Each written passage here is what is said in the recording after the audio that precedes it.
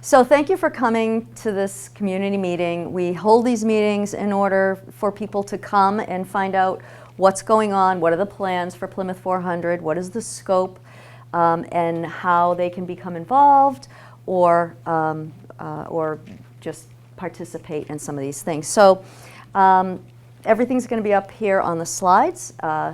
So we'll start. This is our messaging. We have created messaging that shows how broad this is. This is a national commemoration, and it has very good international ties. So when we talk about this, we say America is poised for an anniversary of national and international significance, the 400th anniversary of the Mayflower Voyage, and the founding of Plymouth Colony. So when we talk about this being Plymouth's 400th anniversary, we're really talking about the colony, all of the towns that would have been in Plymouth Colony in the 1600s. The Plymouth 400th anniversary is going to highlight the cultural contributions and American traditions that began with the interaction of the Wampanoag people and the English, a story that significantly shaped the building of America. We have made a concerted effort as a board of directors to be sure that the story of both cultures is told in the voice of the people who should be telling it and not told outside of the communities, for example, the Wampanoag community. So this is the first time really in a commemoration like this for the anniversaries in Plymouth that the Wampanoag have been not only invited, but have accepted the invitation and are working with us to tell their own story in their own voice. So what's the plan? So Plymouth 400 is planning signature events and programs. That's our main reason for being, is to really create these signature events and programs and legacies. We have several themes. These are our themes. Some of them seem very self-explanatory, and others will you might have a question about. So self-governance, for example, religious freedom, those are things that we know the Pilgrims came here for. It also kind of covers the governance that the Native people had, because there was a whole society here. There was a spirituality and a government already here. So we talk about that too. Thanksgiving. So we're taking Thanksgiving. We own Thanksgiving. We own this holiday. We need to leverage it. We need to use it to outreach to the rest of the country. Everyone who's ever sat at a Thanksgiving table knows or believes they know something about this time in history. If they know nothing else, they know that there were Native people, that there were English people, that it happened in Plymouth and there was a rock and a ship called the Mayflower, if they know nothing else. So Thanksgiving, we're taking that theme and we're supersizing it. We're bringing it into our current communities. So we take Thanksgiving and we say, you know, this is about giving thanks and giving back. And so we have an event that exemplifies this called Illuminate, which you'll hear about later. But so we want this to inspire people to give back to their community, to their country, to their world. So Thanksgiving holds a bigger message for us. Exploration, we're tipping our hat to the explorers who came before the Pilgrims, to the activity of exploration and how it enhances and changes our world.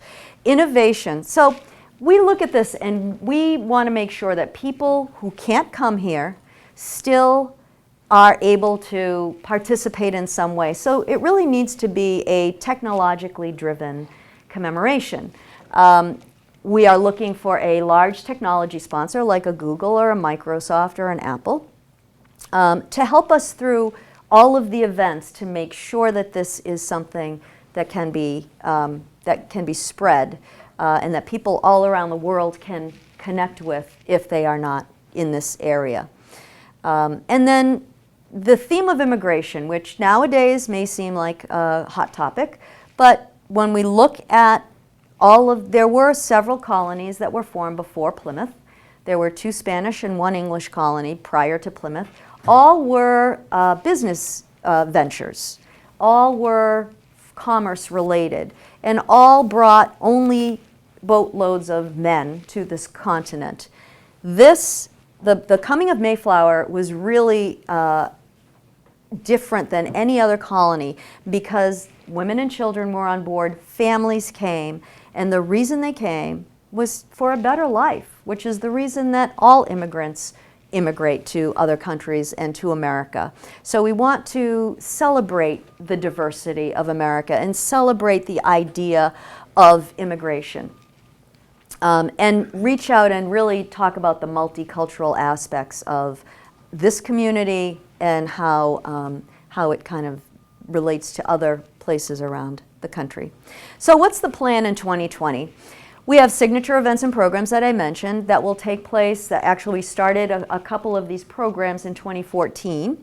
And they'll go through 2021. And they include historical and cultural exhibitions, live and televised web events, multi-day festivals, original arts and entertainment collaborations, and educational programming and resources. What's the objective? And this is kind of the little elevator speech we like to use, but the objective here is to create a commemoration that is historically accurate and culturally inclusive while enhancing the brand of the destination, meaning the towns of Plymouth Colony, which are, span from the tip of the Cape right up through Boston, and enhancing the brand of the Commonwealth of Massachusetts. This is an ambassador for Massachusetts. This is something that can really draw national and international attention back to a state that is so rich in history and so important to the history of this country, but sometimes gets a little bit lost in American history because this all happened prior to this being America, prior to the Revolutionary War. So some of that history doesn't get taught or gets kind of shoved aside because America began with the Revolutionary War in many people's estimation. Why should we do this? This is important. Yes, we want to honor the past. That's important. But we also want this to help us leap into the future. This is a great milestone for this country and for this state and for our region because it allows us to reinvent ourselves a little bit. So why are we doing this? Because of the tourism and economic development value that will come from it, the national and international recognition, as I mentioned, that the state of Massachusetts and our own region here will get, the cultural, educational, and civic engagement that we hope will happen throughout the country and throughout the world as part of this.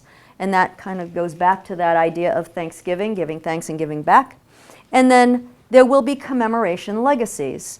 And that doesn't mean we're going to build a building and put a name on it, but it does mean that a lot of the outcomes of these events and programs will remain and become legacies going forward. This is a very interesting slide.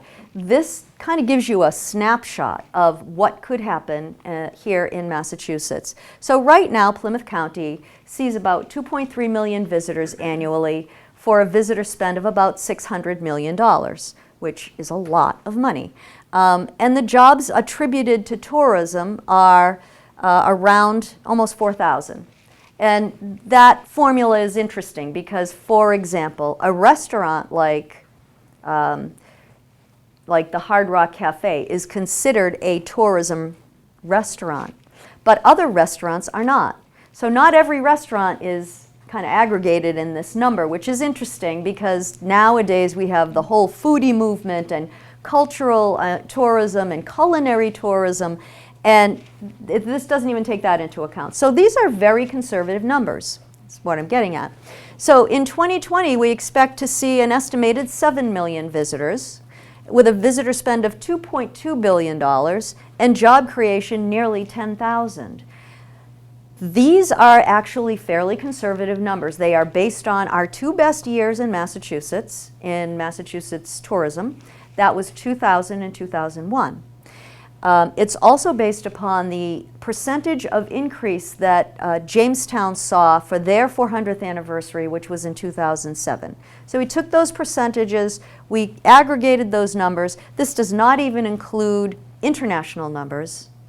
It only includes domestic numbers because of the way the numbers are put out by the state of Massachusetts.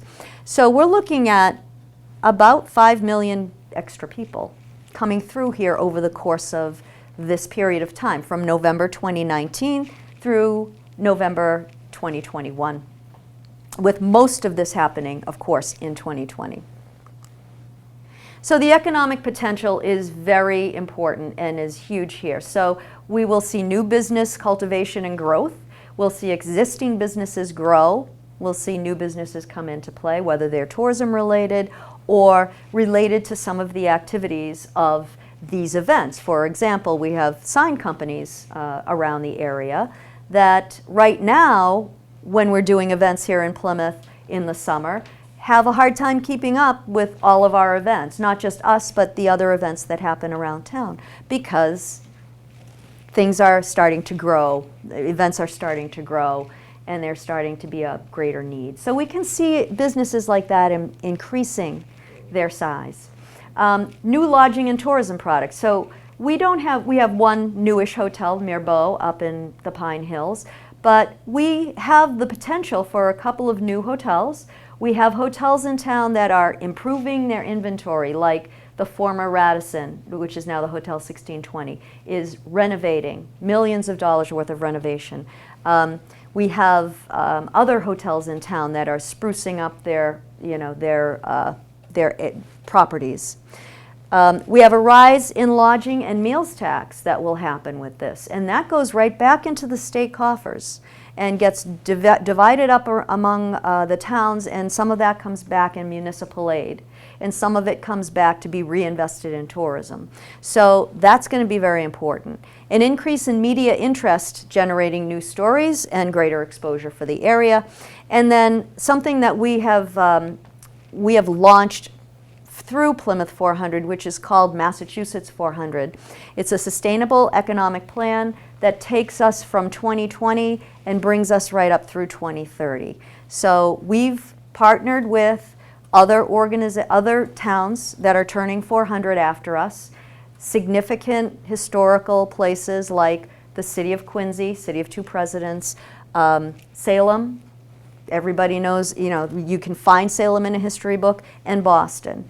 And then there were several other cities and towns that are turning 400 after that. So this is going to benefit the entire Commonwealth, and we'll be able to cross-promote what we've already done with what's going on in those other communities over the next 10 years. We will invite those communities to have booths at our events, to be present at our events, and they will reciprocate on the other end as we move through to 2030. So it's a great plan.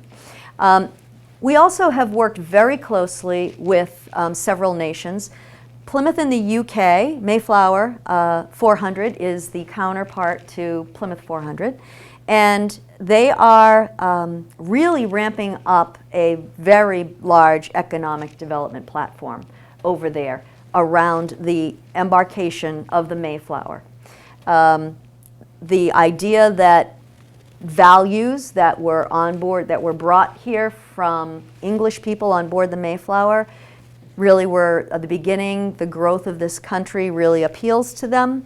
And so we're looking at a lot of partnership with Plymouth, England, and the surrounding area in England.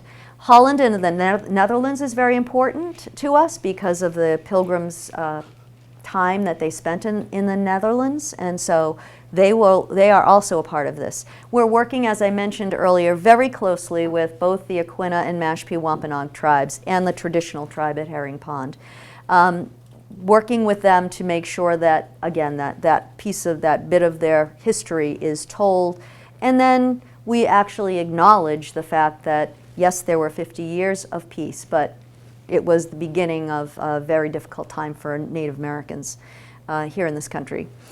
Cento and Renazzo, Italy, because of the tie with the cordage company, are very interested in being a part of this and will be part of this 400th anniversary. Shishigahama, Japan, who is Plymouth's sister city, is also very interested in being a part of this. So there's that multicultural aspect kind of, you know, coming to the forefront. Plymouth 400 currently does a few pre-commemoration events that serve as a way for us to gain more traction, to get more visibility, to engage more people and let people know what's happening, and in some ways to raise some funding. So we have a bass and blue fishing tournament and seafood event that we did. Well, the fishing tournament's been going on for a couple of years, but the seafood event that we did last year was a seafood smackdown, and we had recipes chosen. We had two of the two finalists face off together in a food truck, and it was great fun, and it also just brought the idea of natural preservation kind of to the forefront. We did have some educational programs that day around the ocean, water, and other types of natural environmental programs. And down in the bottom corner there you can see Greg Skolmel, who is the shark expert of our area, the great white shark expert who came and spoke at our captain and crew dinner that we had on the Thursday night. So if you know anybody who loves to fish, or if you know some corporations that would like to start some corporate teams, this is a great way to just get involved and really begin. We also do what we have been calling Forefathers Family Fun Day, but it is a multicultural heritage festival. And last year was the first year that we really pulled together different cultures that came. And we had cultures from Ireland, we of course had the Wampanoag culture right up front and the English culture right there next to them. And then we had Ireland, we had Brazil, we had Portugal, we had Italy, several, and we had the Dutch, area. And they came with their cultures, arts and dance and food, and it was really fun. We did it at Forefathers Monument. We're going to move that this year to a different location, just because Forefathers Monument is really in a very rural, a very residential area. But it is a great event, and it will roll into one of our big signature events. Illuminate is that event that I spoke about that is really meant, it's a candle lighting ceremony, and it's meant to inspire people to, again, reach out to their community, to their country, to their world, and give back either through philanthropy, through volunteerism, through historic preservation, natural preservation, however, whatever interests a person most. But we really want to inspire people, and so this event is also done in Plymouth, England. We do it a few days apart from one another, and it is a shared event that we'll be doing on both sides right up through 2020. And then 2021, of course, being the 400th anniversary of the first Thanksgiving, we will do this event again in 2021. We have a Wampanoag road race coming up this fall, which will take place in Mashpee, in the Mashpee area. And again, that is to draw awareness. We have an exhibit that I'll talk about in a minute that talks about early Wampanoag history and culture, and this actually ties in with that, and I'll talk about that in a bit. We're working really much more closely with the schools here in Plymouth, and we want to reach out to other school systems throughout Massachusetts. But the schools in Plymouth have been doing a Class of 2020 project since those kids were in kindergarten. So they have folders, files full of these projects that they've done year after year. They're now 8th graders, and of course will be the graduating class of 2020. Plymouth International Chorus, this is another thing we'd like to see expand. So right now we have students in both Plymouths who come together once a year to sing together, and last year was the first time. Our kids went over there, and this year their kids are coming over here in June, and so there'll be a big concert, and there'll be a lot of talk about the 400th and how it's being commemorated on both sides. We also have other student programs. Sheila has a group of students that have come together to form a street team. And they come to our events when we have these pre-commemoration events, and they do social media, and they're learning how to do social media outside of just it being kind of a friend thing. You know, they're doing social media for a reason, for a cause, for, you know, to gain some engagement with people. So it's a great learning experience for them. It's fun, and we get that younger crowd kind of just buzzing about what we're doing. And then we move on to signature events and programs. So this is what's happening in 2020, in late 2019. These are the two, I alluded to two exhibits. The first one is called Our Story, 400 Years of Wampanoag History. It debuted in 2014, and it is, as I mentioned, it started off with the story, a little known story. People know who Squanto was, but they don't know how he came to know English or know English customs well enough to really help the Pilgrims make their way in this new and to them wild world. So, so we tell the story of Squanto. We tell the story of the capture of 20 young men from Patuxet, which was Plymouth, and how they were sold into slavery, and how they were kind of far-flung around Europe, and how one of them managed, who was a curiosity in a wealthy man's home, managed to make his way back to his own home in 1619, after being sold into slavery in 1614, and finds that his entire village of Patuxet has now been wiped out by plague. So he has to make a play to be part of Massasoit's village, and he's not really trusted necessarily fully because he's been away. And so when the Pilgrims come, he's the link between the native people, the Wampanoag people in Massasoit, and the Pilgrims. And so he makes himself very valuable by doing that. But a lot of people don't know how he knew to speak English. They don't know where he had been before he came walking out of the woods saying, "Hello, Englishmen." So the second, that exhibit will grow with a new bit of history each year. We have a messenger runner panel up there now. That exhibit has been at the Pequot Museum. It has been at the Provincetown Museum and Monument. It's been at the Plymouth Library. It's now at the Kingston Library. We're going to be moving it over to Quincy College. We like to bring it to places where people can see it for free, but we also, have to move it, and so that has a cost to it. So we look at both museums where people pay to come in, and we will rent it to a museum, but we'll give it at a nominal cost to a public place like a library.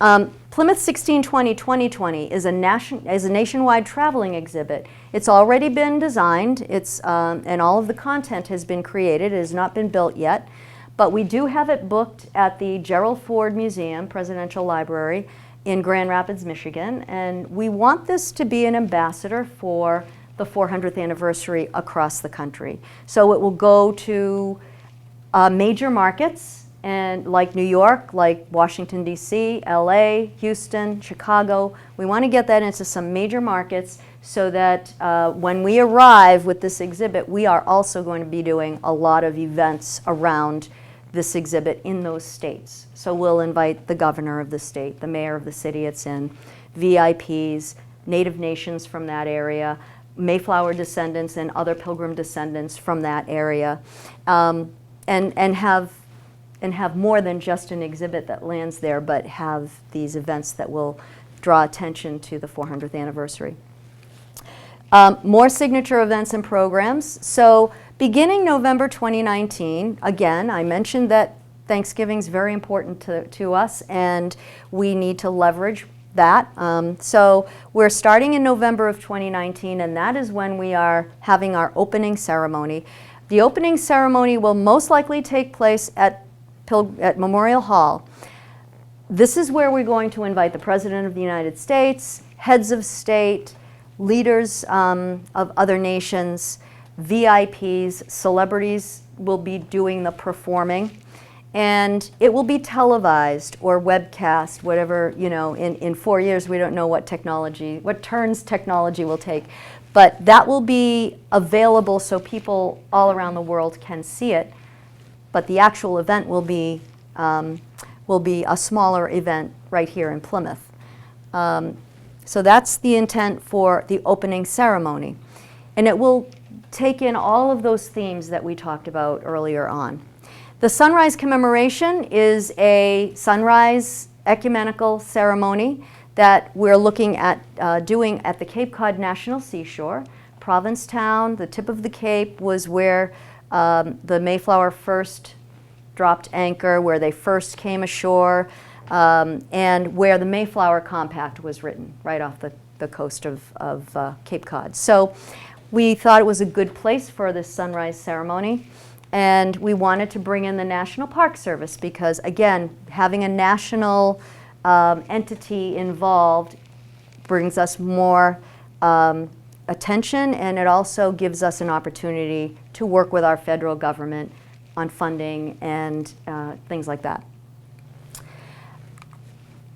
The signature events and programs continuing with the Wampanoag Days, which is basically it's a large-scale powwow, native powwow, where Native nations from around the country and indigenous nations really from around the world will be invited to a 2 to 3 day event where the customs and culture of the Wampanoag people will be celebrated. That we look, you know, we don't have a location set for that yet, but we're looking at possibly the county land, which is right across the street here. We're also looking at the possibility of doing it at the Barnstable Fairgrounds or at the Marshfield Fairgrounds. So this is spread out. It's not all happening right here in Plymouth. The Embarkation Festival is another outdoor 3-day, 2-day to 3-day festival, and that is the multicultural festival that we talked about earlier that was for Father's Day, only, again, supersized with all of the different people who've come to Massachusetts, represented, their music, their food, their culture, their art, all represented in a large-scale outdoor festival. Okay, these next two are educational and are not events that you would necessarily attend. But the first one is called Plymouth Rocks 400, and that is for primary and middle school students.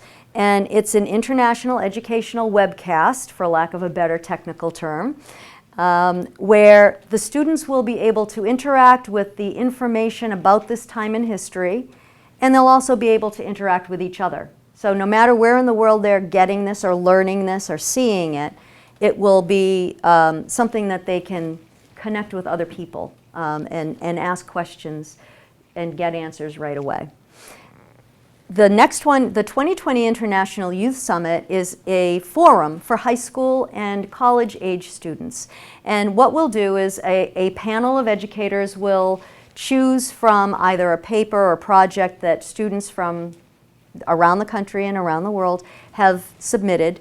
And 400 students, at least that's what we hope, 400 students, will be chosen to come here, to work together, to go to the authentic places, to do research in the authentic places, and then to finally come together. We're working right now to try and do this at the Edward M. Kennedy Institute in Boston, where they'll come together at a place like the Edward M. Kennedy Institute and write a compact for the next generation. So there's that self-governance theme that we talked about earlier. And finally, Illuminate, which is actually 2020 and 2021, will become a signature event. And again, that's the idea of giving thanks and giving back, candle lighting ceremony. Illuminate, we would like to see be a viral event. So we want people across the country popping up with these Illuminate events, using these themes, and having their own candle lighting ceremonies in their communities. It could be a church group, it could be a family, it could be something that a city puts together, like what we're doing. It can be any size, but we have an app that we've created that we will just continue to improve upon, where people can actually upload photos of their Illuminate events, and people all around the world who are uploading their photos will be able to see where this is happening in other places. So one of the things we've done and will continue to do is reach out to all the Plymouths in the world. So there are about 60-some Plymouths throughout the world. Many of them, of course, in this country, but you'd be surprised at where there are some Plymouths. But it really just exemplifies the impact that the Plymouth colony had. Because for someone in Turkey to call a town Plymouth, that's not an accident. That's something that happened probably because of this bit of history. So we're creating new tourism product. I mentioned the smartphone app. That's our Illuminate smartphone app from a couple of years ago, from 2015. We can see walking and driving tours on apps. We are looking at expanding and touring the two educational exhibits that I mentioned as tourism product as well. We're looking at joint airline and cruise partnerships with the UK. So they can do the first part of the story over there, and then they can cruise or fly on a themed cruise or flight where they can learn something about what happened on the Mayflower as they traveled here, and then they can get off here and be able to experience this side, the story on this side of the pond. So that's one thing. Transatlantic tourism itineraries, just creating itineraries for people if they just want to do that on their own. They don't want to take a cruise or have a special flight, but they can access all of the historical areas over there and see how they mesh with the ones here. The sharing of museum exhibits, artifacts, art collections across the globe. So we have our delegation from the UK coming here in April, and one of the focuses of that trip is they are coming here with a group, specifically cultural institutions, people representing cultural institutions from over there. They're coming here. We will have some sessions here in Plymouth to connect our cultural institutions with their cultural institutions. So we can start this back and forth of exchanging art and art exhibits and exchanges of performance, much like what the Plymouth International Chorus is doing right now. So we're looking at doing that and expanding it to other countries as well, but starting with the UK right now. Performance exchange, I mentioned that, and then unique group tour experiences. So the group tour market loves this kind of thing. They are always looking for festivals to attend, and they like to have a little bit different experience than you could get if you were just coming as an individual. So we can create product around group tours. They can do behind-the-scenes tours at Plymouth Plantation. They can go down to Provincetown and experience a culinary event. There's a lot of different ways to make that happen. So people say, well, how are you going to pay for all this? Well, we have gotten some good support from the state of Massachusetts and from the town of Plymouth. We are seeking further funding, federal funding. So we have, and I'll talk a little bit about that later. But right now we have a partner program that we do that brings our business partners and organizational partners from around the region, not just Plymouth, but around the area, gets them involved and allows us to have a greater base of people who know about what's happening. The signature sponsorships, that's a whole other way to generate revenue, and that will be attached to those signature events. Foundation grants, of course, we're looking at grants and other foundations. Private donorship, specialty license plate, which is, you've probably seen the license plate around town. Some of you own one. That is another way to generate revenue. U.S. minted coins. We know that Jamestown did a minted coin, which helped them to raise over $4 million. So we're looking at having a minted coin for this commemoration as well. The U.S. postage stamp is not necessarily a revenue generator, but it is certainly a mini marketing tool. As people are using these stamps and buying these stamps as collectibles, they can also be using them and have those be going out across the country. Official merchandise and pre-commemoration event revenue.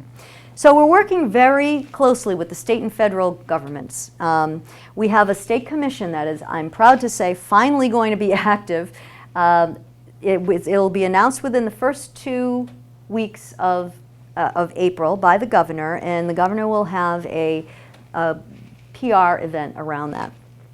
When he announces it, and all the commissioners will be in the room and be sworn in at that time. We also have written federal legislation to form a federal commission of much the same type of a group of people, but on the federal level, opening doors to federal funding, but also helping us with things like inviting those people from other countries here, inviting heads of state and spiritual leaders. Our federal government would be the lead in inviting certainly heads of state from other countries. So we need that. We keep our legislators informed, and we try to engage them at every moment that we can. And we are planning to make more Washington, D.C. trips, because we've been once, but what that taught us was that you can't just go to Washington once and expect miracles to happen. So we need to continue to go to Washington and meet with different agencies. And we're working through the State Commission. We'll be working with Mass Office of Travel and Tourism, Mass DOT, DCR, the Mass Cultural Council, Massport. All of those entities will be a part of the State Commission. So that's kind of a nutshell version of what Plymouth 400 is and what it's all about. We are the American story and a national legacy, and we like to add with international appeal. So that's our website. You can find out more on the website. You can find out ways to become involved on the website, and or you can call our office, which is 508-812-2020.